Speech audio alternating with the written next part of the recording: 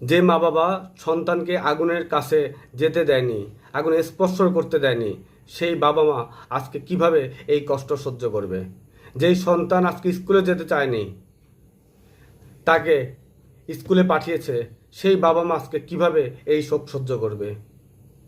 যেই সন্তানকে স্কুলে যাওয়ার জন্য নুডলস রান্না করে দিয়েছে, নাস্তা করে দিয়েছে, টিফিন রেডি করে দিয়েছে, সে সকল বাবা মা আজকে কিভাবে এই শোক সহ্য করবে? এই দেশে আমাদের ভবিষ্যৎ যে প্রজন্ম, তার নিরাপত্তা নিশ্চিত করতে পারেনি। আমাদের সন্তানদের জীবনের নিরাপত্তা নিশ্চিত করতে পারেনি। একটি জনবহুল এলাকায় কিভাবে একটি হেলিকপ্টার বিমান প্রশিক্ষণের জায়গা হয়? কিভাবে একটি যেখানে যেই এলাকাতে জনসমাগম, সেই অঞ্চলে সেই এলাকায় কিভাবে বিমান প্রশিক্ষণের জন্য নির্ধারণ করা হয়?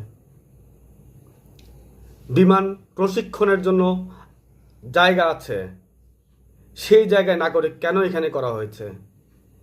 এই দেশের সন্তান, আমাদের ভবিষ্যৎ প্রজন্ম, আমাদের সন্তান আজকে যেখানে বিমান প্রশিক্ষণপ্রাপ্ত বিমান বিধ্বস্ত হয়ে মারা গিয়েছে, আমাদের শিশুরা, এই সন্তান, আমাদের সন্তান, পুরো দেশ আজ স্তব্ধ। এদেশের জনগণের নিরাপত্তা, আমাদের ভবিষ্যৎ প্রজন্মের নিরাপত্তা আজকে নিশ্চিত করতে পারেনি স্বরাষ্ট্র। দেশের রাষ্ট্র ব্যবস্থায় যারা আছে, তারা শুধুমাত্র ক্ষমতায় থাকার জন্য, ক্ষমতার জন্য তারা রাজনীতি করে। কিন্তু আমাদের ভবিষ্যৎ প্রজন্ম যেন নিরাপদ থাকে, নিশ্চিন্ত থাকে, সেই ব্যবস্থা রাষ্ট্র করতে পারেনি। এর পিছনে যারা দায়ী, তাদের প্রত্যেকের বিচার সরকারকে নিশ্চিত করতে হবে।